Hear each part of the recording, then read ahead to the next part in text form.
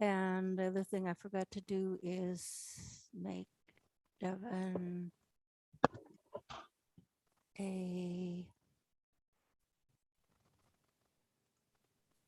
where are you, Devin? We have to make you a co-host, huh? Participant. Devin. Co-host, yes.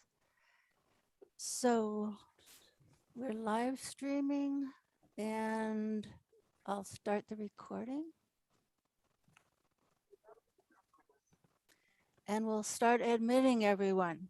How do we want to open it? What should I highlight you, Devin? What do you mean highlight me? Spotlight you. I think we'll just admit everyone and we'll be all together. Sounds good. Thank you, Martha. Martha, 177, so more than 30. 177 people in Maine have signed the petition. Who said they were from Maine? Yes, so probably some others who we don't know where they live. So I can make you a PDF with those names and info. Great. Okay, so I'm going to go offline here. And where are you, Devin? Good evening, everyone. Thank you for joining us this evening, and happy Halloween. I am Devin Grayson Wallace of Peace Action Maine, and here tonight we have our program about the intersection of U.S. militarism and climate issues in our country and the world. The United States Pentagon is the world's largest single institutional consumer of petroleum, yet its emissions are excluded from climate negotiations.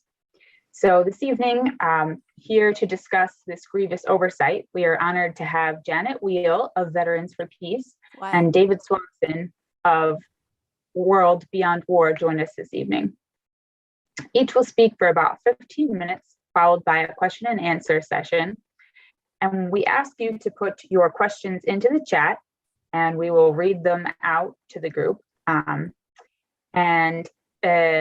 We will also invite you to unmute yourself if that flow seems to be working better at the end of the evening.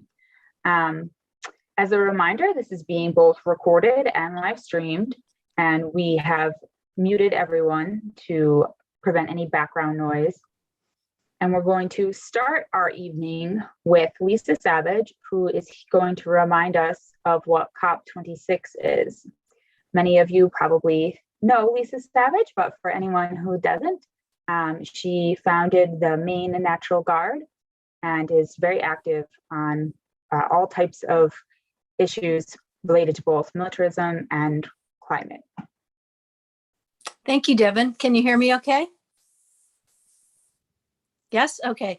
Thank you. Thanks everyone for being here. I'm going to be brief. Peace Action Maine asked me if I'd contextualize tonight's remarks by two people. David and Janet both have been paying attention to this very important climate issue for a long time, and I'm really interested to hear what they're going to share with us tonight. I did want to remind myself and everyone that we're on Indigenous land.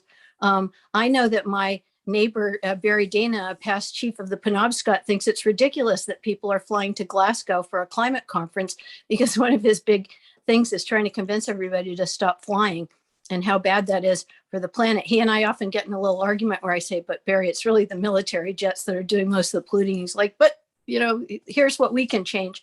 So COP26 is a coalition of the parties, acronym, a gathering of the nations and other organizations in the world to talk about setting meaningful climate goals. These meetings often are referred to after the fact by the place where an agreement was reached. For instance, the Kyoto Protocols or the Paris Accord, where nations come together and say, well, we're not going to count our military emissions because that wouldn't be patriotic, but here are the goals that we're going to set for reducing our emissions to keep climate chaos from spiraling out of control. It's kind of a see and be seen kind of event in Glasgow. It's a chance for world leaders to kick the can further down the road about meaningfully addressing their emissions. I know that Australia is up in arms because their prime minister is going to come with a lot of smoke and mirrors goals and achievements that people in Australia, environmentalists, feel are kind of written on thin air.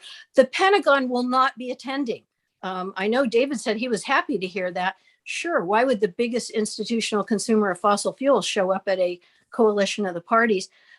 Luckily, there is a People's Summit for Climate Justice that's concurrent with COP26 this year. It runs from November 7th to 10th. Many people are participating in that virtually. I'm part of a group with Vets for Peace in the US, Vets for Peace in the UK, and the Global Network Against Weapons and Nuclear Power in Space that will be doing a presentation November 7th at 3 p.m. Eastern time about the climate impacts of militarism and also space programs, something we don't hear much about. So that's all I was going to say about COP26. I'm really happy that you all are here this evening, and I'm looking forward to hearing from both of our presenters. So thank you. Thank you, Lisa, for that reminder and that introduction. The context is very appreciated. Next, we will hear from Janet, who is from Portland, Oregon, which, as everyone knows, has been having a particularly atrocious heat and rain, lack of rain, uncharacteristic weather. So as a reminder, there is lots more information about each of our presenters on our website, but in the interest of being brief, I'm going to immediately give the floor to Janet, and she can introduce herself as she so chooses.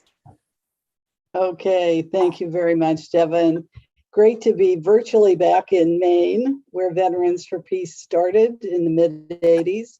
And I see some familiar faces, including, of course, Lisa. That was a great setting the scene for us in terms of the very important climate negotiations that will be happening for the next 2 weeks. And some other folks that I know. Also great to be here with David Swanson, A World Beyond War. And yes, this is the sky blue scarf that World Beyond War sells, and I'm delighted to wear it along with David. I'm going to be presenting a short version of the 20 to 25 minute full climate change and militarism slideshow that the National Project of Veterans for Peace has presented now to dozens of groups all over the country, including a few months ago, Peace Action Maine. So I'm delighted to be back here again and look forward to an interesting discussion afterwards.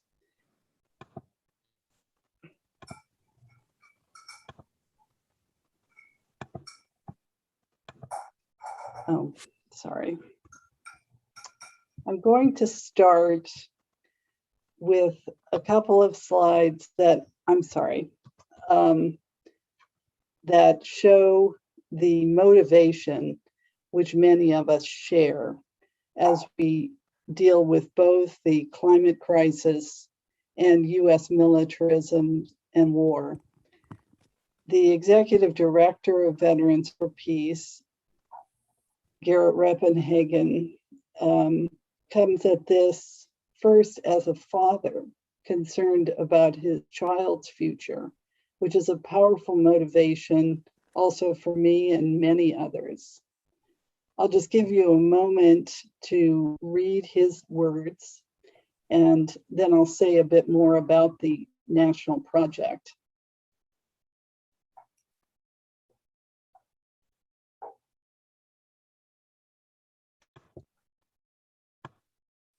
The work of the Climate Crisis and Militarism National Project of Veterans for Peace is based on the fundamental purpose of Veterans for Peace to increase public awareness of the causes and costs of war. Militarism, and specifically US militarism, is one of the most serious and rapidly accelerating costs of war. Militarism fuels the climate crisis. as we will see in this presentation. And I think someone is not muted, so if I could ask, please, everyone else to mute.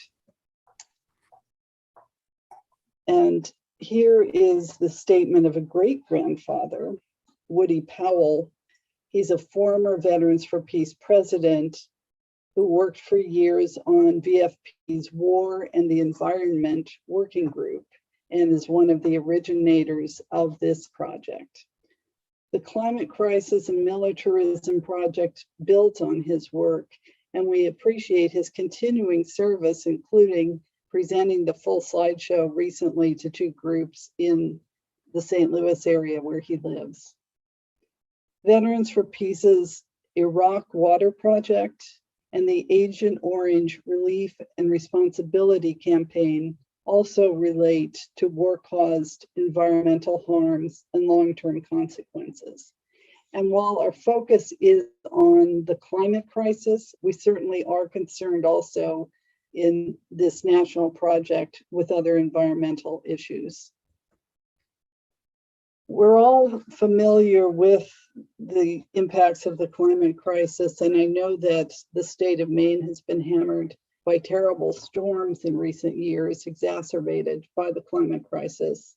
I just want to review a few of the most, obvious points. Currently, we're at 1.2 degrees centigrade global temperature rise, and we're already seeing worse impacts than have been provided or predicted rather by climate scientists' computer modeling.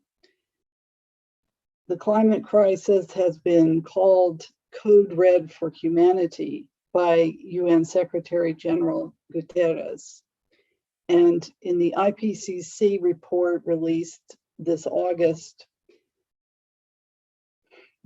it became clear that some trends are now irreversible, at least during the present time frame. Those include heat, heat domes, such as I experienced here in Portland, Oregon in June, hurricanes, wildfires, floods, beyond anything in the memory or experience of any of us. Crop failures, such as the 60% failure of the Canadian wheat crop this summer, famines, and then the resulting displacement of populations. Arctic ice loss and sea level rise, of course, have been talked about and shown for decades now. One of the worst famine impacts in the world this year from the impacts of climate crisis has been the famine in Madagascar. I'm sorry, excuse me. Of course, there is no such thing as a green war. War and preparation for war are toxic in their every stage. What we see on the right is a photo of a burn pit, open air sites of solid waste incineration, both in war zones and in some military places, even in the United States. My nephew, who is in the Marines, now suffers lung damage from being exposed to burn pits in Afghanistan. These burn pits have been the subject of lawsuits by veterans and civilians. And of course, there are many, many other impacts, including depleted uranium, Agent Orange, and most catastrophically, beyond all other bombing with so-called conventional bombs, the dropping of nuclear bombs and the testing of nuclear bombs, which just means that they're exploded. Here's a chart that probably a lot of you are familiar with. It came out 3 years ago, I believe, and it is based on estimates because, of course, the Pentagon does not release in official reports its total carbon dioxide and other greenhouse gas emissions. but the US military is at least number 47 among the 192 countries of the world in its greenhouse gas emissions.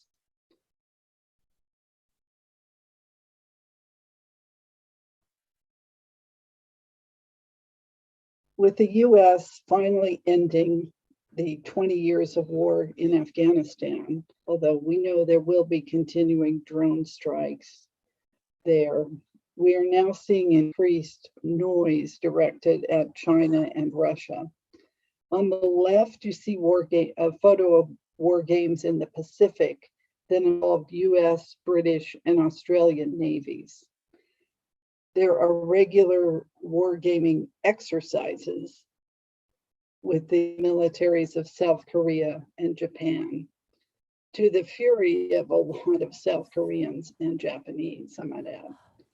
The US and NATO run war games in North and Eastern Europe, and we see that in the photo on the right, Arctic winter conditions wargaming in Norway. NATO has surrounded Russia with a ring of ballistic missiles in spite of promises to refrain from this kind of provocation. These so-called games or exercises use tremendous amounts of fuel and emit huge greenhouse gas emissions. The social cost of carbon is a relatively new concept and computer modeling tool. And this was first presented to the Climate Crisis and Militarism group by the author and veteran Eric Edstrom during our convention workshop in August. It's a way of calculating in dollars the impact of climate caused catastrophes or problems. Military missions, even without a hot war, contribute to the long-term damage of the climate crisis. Those impacts include, as I've already mentioned, crop failures and other loss of agricultural productivity, human health impacts, property damage, and increased energy costs of all kinds. For most of us in this country still, we see these as inconveniences, but for others, it's the difference between life and death.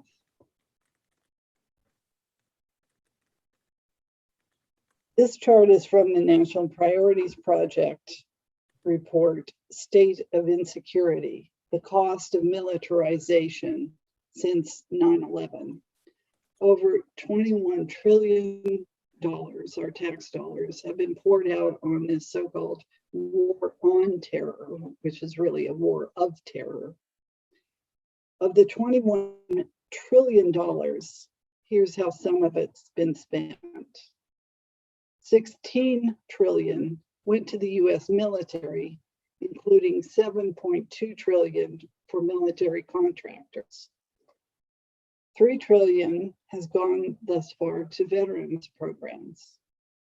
949 billion to Homeland Security, and 732 billion to federal law enforcement, which is increasingly militarized.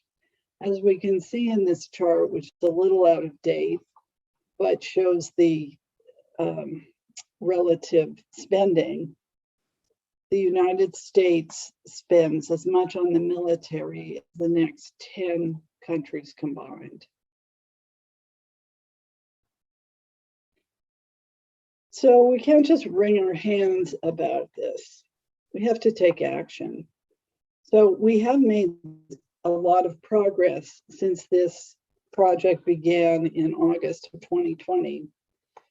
We are currently working on the House resolution on counting and reducing military missions, which Representative Barbara Lee is going to put forth this coming week. We have met with Climate Envoy Kerry's staff to discuss these issues and to push John Kerry, himself a veteran, to push Biden to start counting officially the military greenhouse gas emissions. We've presented our slideshow to many groups, and that's something that we'd like people's help with, getting this out to still more people. And we have a pretty deep website, which I'll show you in a bit. So what can you do? Well, you're doing it right now, which is looking at a presentation that connects US militarism to the global climate crisis. And I thank you so much for being here. Use our tools and materials. We have a lot of resources for you on the website. Support the House resolution to count and reduce military emissions, and we can get into the details of that soon. And I also want to acknowledge Peace Action Maine as one of 109 organizations throughout the country that signed on to endorse this resolution. And now we're going to be asking individuals to pressure their own members of Congress to support this House resolution. So we are stronger together, and it's time that we have a serious results-based and not virtue signaling, frankly, peace and climate movement that is linked, that different types of people coming at these issues from different perspectives talk and work together. And I'd like to close this part of the presentation by reading a sentence from David's really useful book, War No More, The Case for Abolition. A world without war could be a world with many things we want and many things we don't dare dream of. And something that we want and desperately need is to have a world without accelerating climate crisis, with all the horrors that it is already bringing and will bring in its wake. So with that, I'll turn it over to David. Thank you so much for your attention.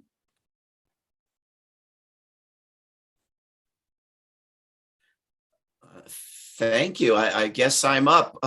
Terrific presentation, Janet, and it's great to be here with this group and with Janet and with Lisa and with Martha. I think Veterans for Peace is one of the best organizations going on this planet. I'm proud to say I'm on the advisory board of it. And I did want to speak very briefly to this notion of being upset that the US military is not attending the conference in Glasgow in person. I don't want ExxonMobil attending either. I don't want the top criminals sitting in the judges' seats in courts either. I want governments, for God's sake, doing the will of people and setting laws and applying them. I want militaries controlled by civilians as long as they must exist. I'm gonna see if I can share screen as well and go through a bit of a PowerPoint here. And I think great minds think alike. I will try to jump over anything that's redundant in terms of what you've already heard. Well, let me start with this. I think it's important to put into the context of US and Western culture part of the reason why militaries can be left out of climate agreements. The fundamental reason is because they can get away with it until we cease allowing them to get away with it. The same reason they leave out international shipping or livestock or anything else they can get away with. But they can get away with it because people are in the habit of viewing militaries as sort of part of the wallpaper, the background, the natural world, and not including them in obvious places where they ought to be included, in things like budget discussions, where in the US, the top news story for the past several weeks is the most enormous legislative bills in the history of forever. And yet, of course, they're smaller in annual spending, dramatically smaller than annual military spending, which, doesn't exist in the US media. The standards for pandemic control. Our, military bases are just left out above the rule of law. Hollywood movies about horrors like forever chemical pollution, the biggest contributor to which is militaries. The militaries are left out. The US Congress, most of whose members run for Congress without mentioning that 96% of humanity exists, much less, treaties, wars, peace, anything of the sort. So we have a problem with getting militaries to exist in normal conversation. We have a petition set up, Veterans for Peace and Peace Action Maine, and about 500 organizations and counting have endorsed, and about 25,000 individuals have signed the petition at cop26.info, and we're doing events in Glasgow. And if you go to that website, you'll find links to more information and to all the events coming up, both locally in Glasgow and elsewhere, and globally via the internet. You heard a good deal about this already, but climate is only one bit of how militaries destroy the natural environment, and greenhouse gas emissions is only part of how they destroy the climate. But I think it's worth noting the key fact, I think, about the burn pits that we heard about a minute ago is the very credible theory and extensive evidence that the current president of the United States had a son die of cancer as a result of burn pits in US wars, and doesn't seem to have phased him in terms of his support for militarism. But militarism it is absolutely devastating to the land, to the water, to the air of this planet, not only in the places where the wars happen, which are ruined, and in many cases are ruined forever and left unusable by endless toxins and depleted uranium and landmines and cluster mines, but even in the places that are supposed to be benefiting from all of these distant foreign imperial wars, where the United States military is the source of the vast majority of the major environmental disaster sites in the United States, and is a top polluter of the water and land and air in the United States. And we're supposed to put up with this. And the places where US bases are imposed on the rest of the world abroad have no choice but to put up with it as long as those bases are there. They operate above the rule of law. They don't inform or answer to the so-called host countries. But when we look specifically at military greenhouse gas emissions, it is absolutely huge. And I think it's worth restating, though you've already heard it, that entire nation, about 3/4 of the world, if you take each of those nations, 3/4 of the nations of the world, if you take each of those nations' entire greenhouse gas emissions, military, civilian, and otherwise, it's less than just the US military's greenhouse gas emissions, just what we know of with the current state of reporting. So it's not, it doesn't dominate US greenhouse gas emissions, but it is on the global scale, major, incredibly significant, just the US military. And when you add the other militaries to it, it's even more. I went on Russia TV about 2 days ago. It's that this is a television network that will have on people who will criticize the U.S. government in the way that U.S. corporate television networks will not.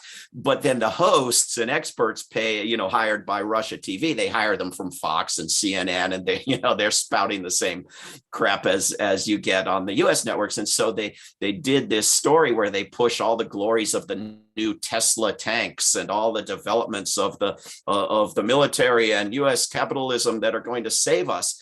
And it was absolute nonsense. I mean, the vast majority of the greenhouse gas emissions from the military are in the air. And they weren't modeling any future vehicles that leave the ground.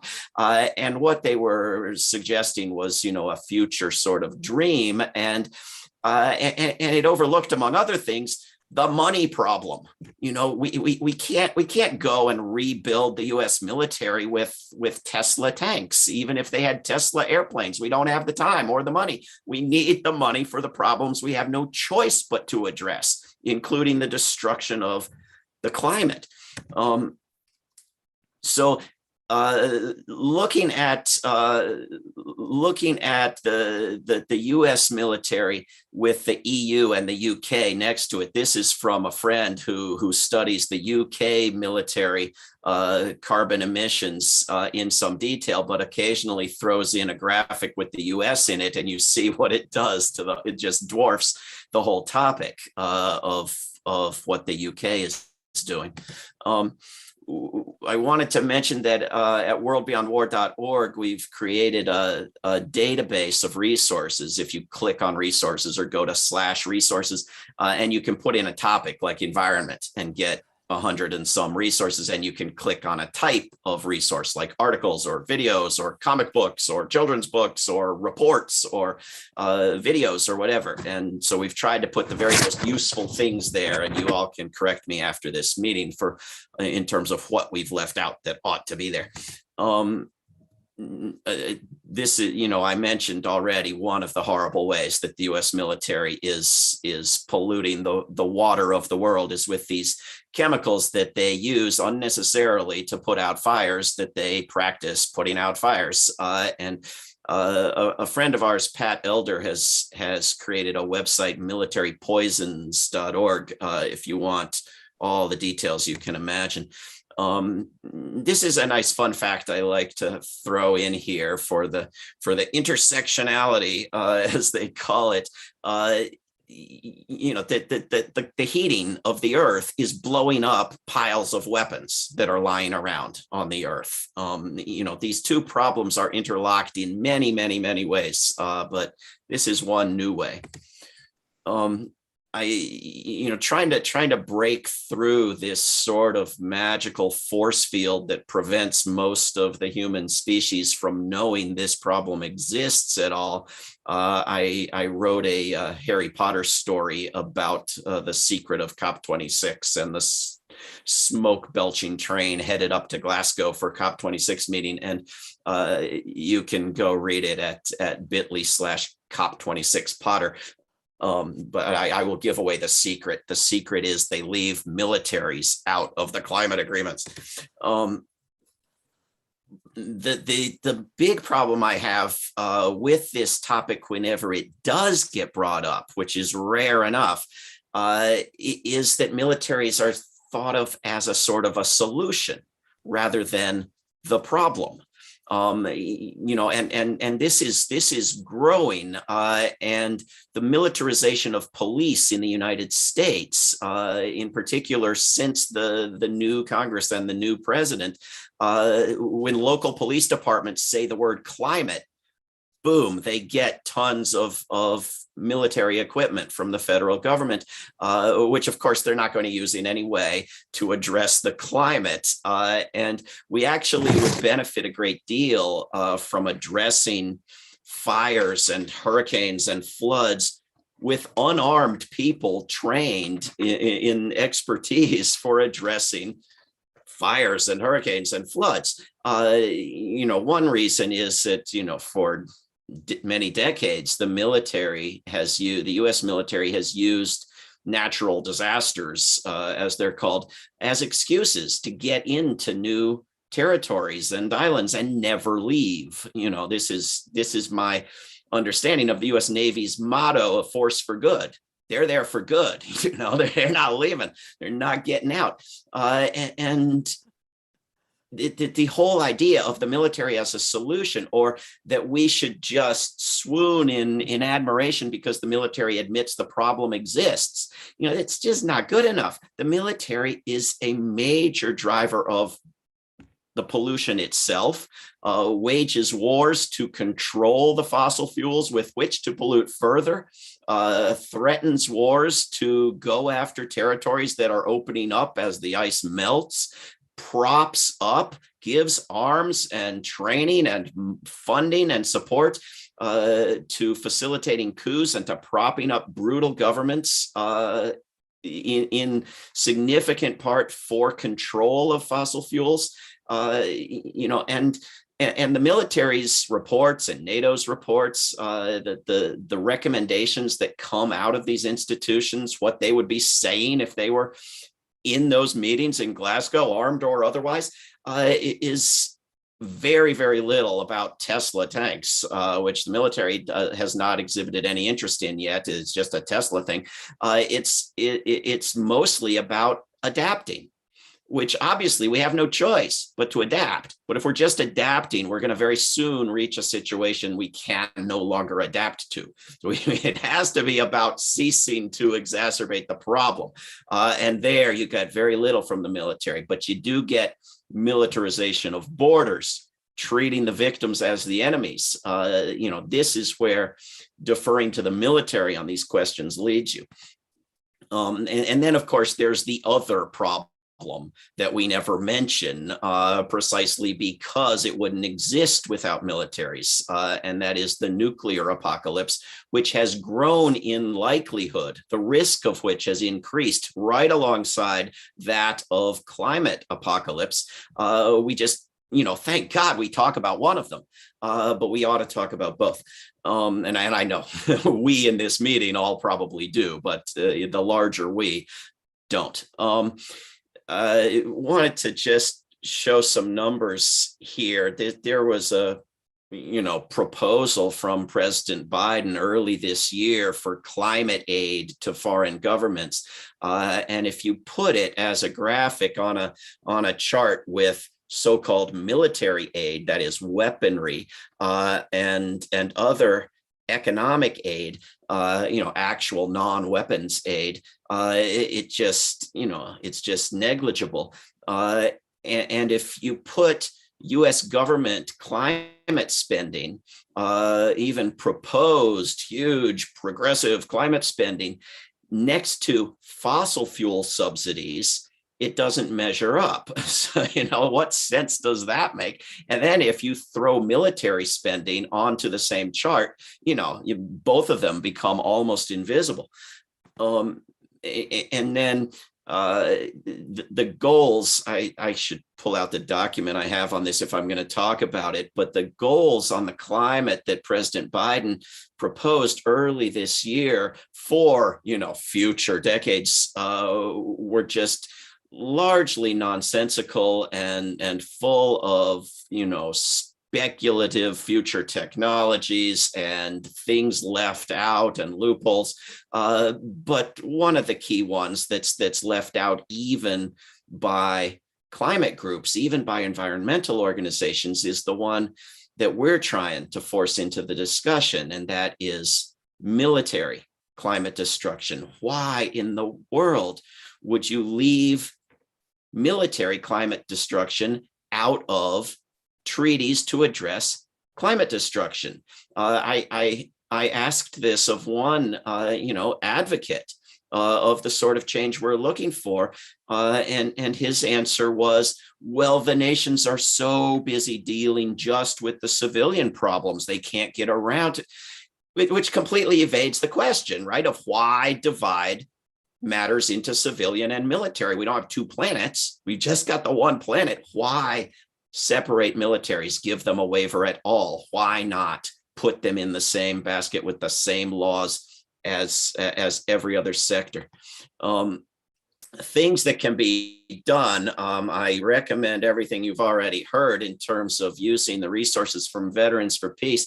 I also recommend, again, going to cop26.info and looking at the links to particular upcoming events in the People's Summit that are going to be online, resources for doing your own event on November 6th, Saturday, week from Saturday, when the big march is going to go through Glasgow. Look at info about the event we're doing on November 4th in downtown Glasgow on this topic, and keep pushing for a demilitarized Green New Deal, and keep working to build local peace and environment alliances, because the big environmental groups, most of them, the ones with any money, the ones you've heard of, they won't touch peace with a 10-foot pole, but the local ones love to. Everybody's local chapter of Sierra Club and every other group, more than happy to build alliances and work for peace, just as peace activists are always happy to work for environmental causes. So if we build these alliances locally in enough places, we can influence the national and international organizations. And I think this is the last slide I've got in here. I just wanted to throw this in as one tool, one sort of campaign that we do through World Beyond War and other allies. We just posted an article a couple of days ago about Rotary Club, a huge global organization, finally divesting from weapons. This photo is from my town of Charlottesville, Virginia, where we passed a resolution to divest the city, the public budget, from both fossil fuel companies and weapons companies. And they had money in both, and they divested it. It wasn't just, to not invest in those horrible things in the future. And it was a very educational process of, presenting a resolution that made the connections between the two supposedly separate topics, educated people in the process, and divested those millions of dollars and did that little bit more to make profiting from war and profiting from environmental destruction into the shameful things they ought to be, the scandalous things they ought to be for anyone to get away with doing. They shouldn't be the norm. It shouldn't be acceptable and something rare and bizarre to demand divestment from them.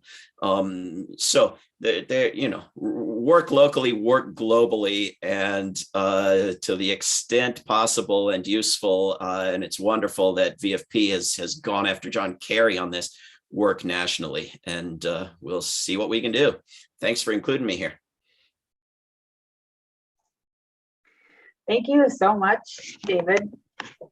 That was great and really informative. And in case anyone missed it, there have been many links to various things referenced, petitions, websites, places you can get more information put into the chat. And we're going to continue that. There's going to be more links coming in the chat. But for now, we're going to move into a question and answer. So if you would prefer, please feel free to type your question into the chat and I will read it aloud. Or you can raise your hand and we can unmute you in order to ask your question aloud.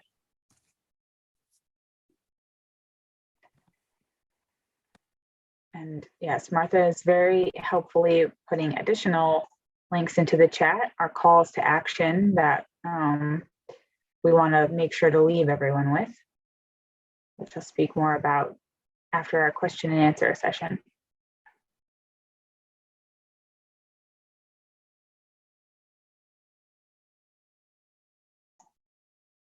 I see we have our first question. Thank you, Gary. What is a good way to engage a local climate activist to discuss this topic? Very strategic question. Thank you. I'll take a first crack at it, and I'm sure David has lots of good ideas too. I think, the local climate activist, what does that person care about? What's that person working on currently? All those kinds of things that you would think about when you really want to go deeper with somebody in engaging them in the subject. And I think something that we haven't done yet, Gary, but would be interesting to explore pretty soon, is to co-present with a person from a Sunrise local group, a 350 local group, etc. So yeah, but I'm interested to hear what David or other people who are attending this webinar have to say about it. Well, I completely agree. And I think, the answer needs to vary with the individual. If you want to organize someone to do something, you want them, counterintuitively, it may seem, you want them to do most of the talking. You want to find out where they are coming from and nudge them to where you want them to be going. I think if you look at cop26.info and pull out of that list of 500 organizations, all the impressive environmental organizations that are mixed in there with the peace ones, try to give this a little credibility in their eyes by telling them who's already on board, Extinction Rebellion and Greenpeace and so forth. Again, I think a divestment campaign is a terrific one for a partnership where you can get money out of weapons and fossil fuels and explain to people why the two evil things go together, and end up with a general investment and divestment social good policy for an individual, an institution, a university, a city, a county, a state, a nation, all of which have done it. Also, if you go to worldbeyondwar.org/environment, you find our general argument and case, and lots of links to resources, including that whole resource database, and including a link to our annual conference in 2017, worldbeyondwar.org/NoWar 2017. Where we brought environmental groups and peace groups together and did a conference in Washington, D.C. on this topic. And so lots of great speeches and discussions. It's all there on video. And we put a flotilla of kayaks in front of the Pentagon with signs that said, no more oil for wars, no more wars for oil. To try to start getting people to grasp that the wars are as much with oil as for oil. And it's a whole, chicken and egg problem, but it's actually the interest in the oil for the British Navy that started the wars for oil rather than the reverse.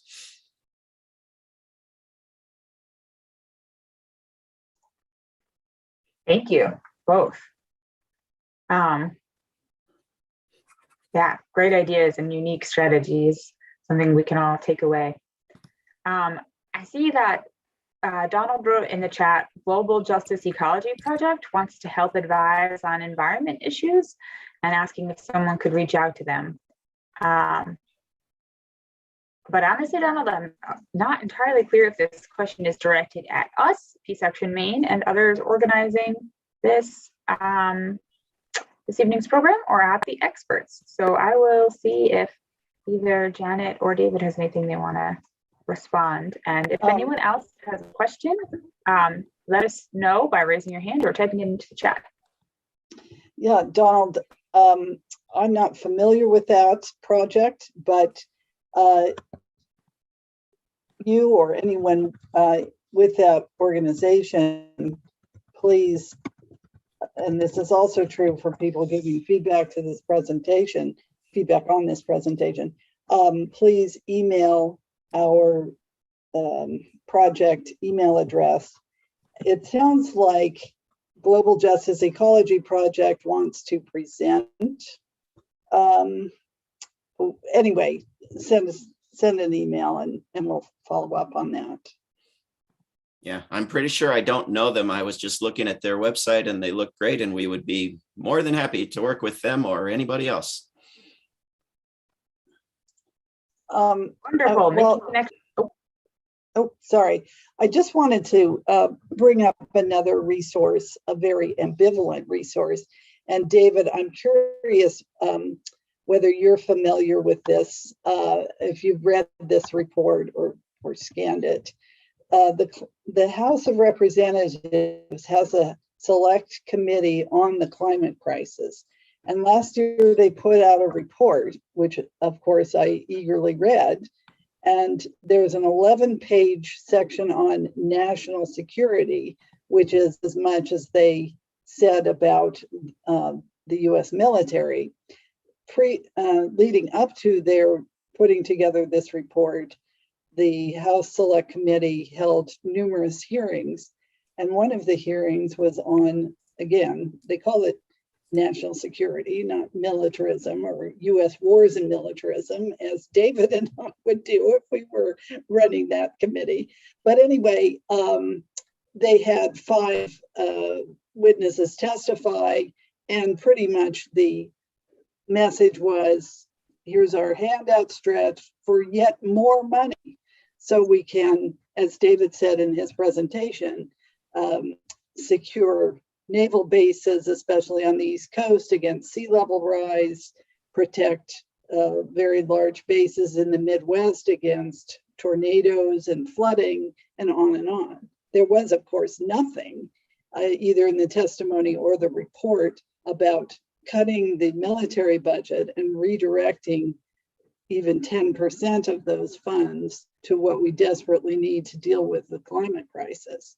But I dropped the link in the chat. I believe the section on national security starts on page 503. There's a lot of good stuff in the report, actually. And a lot of good work has gone into that under Chair Kathy Castor of Florida. And it's no surprise that Florida representatives, both Democrats and Republicans, were keen to get on this special committee about the climate crisis, because Florida is, parts of Florida are absolutely going to be lost to the rising Atlantic Ocean, as well as many other climate impacts that are happening. So please do take a look at that report and get familiar with who is serving on that committee. As it so happens, my representative, Suzanne Bonamici, is on the committee. She's done some good things, but when she met with me and members of the local Sunrise group last January, one of the young people asked her very pointedly, would she, from now on, not accept contributions from Raytheon, which does not even have a facility in her district in Northwestern Oregon. And that is a very safe Democratic district. Raytheon contributed $10,000 to her campaign in 2020, and she refused. So even with a liberal Democrat who's great on some domestic issues, this is the kind of uphill battle we have. And I will be contacting her office again soon about this new House resolution.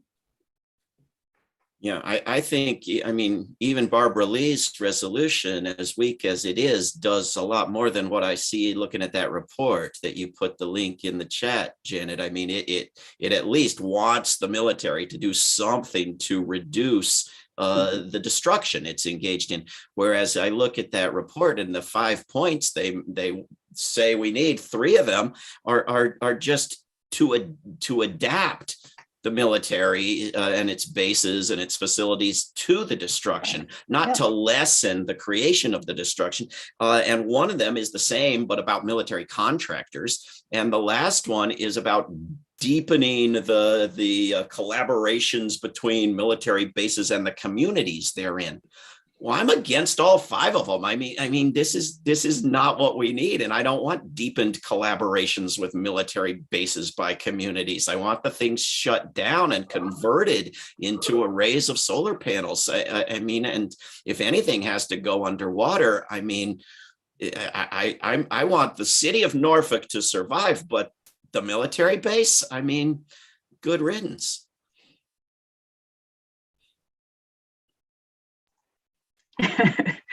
Yeah, I hear that. Here. Heidi asked in the chat, she said she thought it looked like the World Beyond War petition seems to be just for organizations, but we as people need to be able to send our individual voices to our global leaders at the COP26 that we are supporting your vision. Thank you. How can we best do this without joining the COP26 November 6th Day of Action? Well, that's horribly depressing, and I hope millions of people haven't failed to sign by getting that same impression somehow. But where it says that almost 25,000 people have signed it at the top, those are people, and we'd like just a few more, and it'll be over 25,000. And the fact that we list that we say, are you a person or an organization, is supposed to indicate that you could be either. And the fact that we take all the organizations and put their names there on the front of it was the last thing I wanted to do, was to mislead anybody into thinking it was only for organizations. It's horribly depressing, because now I'm thinking, did 10,000 other people have that same misunderstanding and not sign it and go away wishing there was a petition to sign? Please sign it. Tell everybody else to sign it. Sign the ones that VFP has and that everybody else has too. Yeah, Veterans for Peace right now, we're just waiting for Barbara Lee, and this is at the request of her staffers, who we are in frequent contact with. We're waiting for her to present the House resolution. And when she does that, we will change on our website to a form that people can fill out. You can email your rep, you can call your rep, and the best of all, if possible, you can go in person or on Zoom to meet with your rep to get that person to support the House resolution. Because I'm active on Twitter, I'm just going to drop in the chat the Twitter account for the president and climate envoy John Kerry, because your question was also, how do we get the word out during the COP to those two people? And their staffers monitor chat. COP26, to put it mildly, has not been trending nationally on Twitter in the United States. It's probably trending like mad in the UK. But I'm worried that the awareness of the COP, and this particular one especially, is not high in the United States, but it is super important. So, or other social media, of course, during the COP, following the news, sharing it with other people, commenting on it. I listened to and then read the entire text of John Kerry's speech in London last July, I believe it was, July. He's been running up his own carbon footprint quite a bit this year, flying all over the world, having pre-COP meetings with heads of state. And anyway, well, sorry, I could go into a whole thing about John Kerry. What he's saying is not adequate, to put it mildly, but I will be very interested to track his statements throughout the COP. He's leading the delegation, even though Blinken, of course, and not Kerry is the Secretary of State. And thank you, the hashtags are helpful. I'm going to drop a link in the chat to the page Keeping Up with Climate on Kerry, because he is actually a tiny bit more important than the Kardashians. One person who's going to be there at the rally of activists is Congresswoman Ilhan Omar, and World Beyond War and Roots Action and others have emailed everybody we know in Minnesota's 5th District. And I've emailed in particular VFP Chapter 27 and asked, can you guys make sure that Congresswoman Omar mentions militaries in her, because she seems the most likely of the designated big speakers to be willing to. We'll see if she does. Mm-hmm. Thank you. Thank you, everyone, for the fabulous conversation. And Heidi, I hope that clears it up for you. And David, I hope that it's, just a couple people that get confused. But the clarification was very helpful. Thank you. We are rapidly approaching the time of night that some of us turn into a pumpkin. So I am going to leave you with a few reminders and invitations and close the question and answer session for the evening. First, I'd like to acknowledge our late friend and collaborator, Tina Malcolmson, who many of you probably know. I served on the Peace Action Maine board with her for years, and I know she was highly involved for many years before that in this community. So she would be delighted with all of this information and the great conversation. I feel pretty confident this whole climate campaign is in her honor. Another reminder is that in November, members and friends of our Maine Peace community who took part in COP26 will be reporting back to share their personal experiences with us. And you can keep an eye out for details about that report back on our website, peaceactionmaine.org. While tonight's conversation centered on this honestly, truly spooky, disturbing issue appropriate to spooky season, fortunately, this is one issue we can all come together to work on and help bring accountability for the United States military's contribution to the climate crisis, which leads me to the two actions I would like you to please consider taking. One is to sign the World Beyond War petition being delivered next week at COP26, which I am now pasting into the chat right this moment. And the other is to sign the Veterans for Peace endorsement on their website to endorse the congressional resolution, which I just pasted into the chat. I'm sorry if I could just interject, Devin, sorry. Yep, definitely. If you could just, as I said earlier, next week, that will be the individual form that you can sign up to support the resolution yourself as an individual, but also to indicate action that you will take to contact your representative. You can still sign up for an organization, but we're kind of past that point. We definitely showed Congresswoman Lee's staff that we have very broad support from both environmental and peace organizations for the resolution.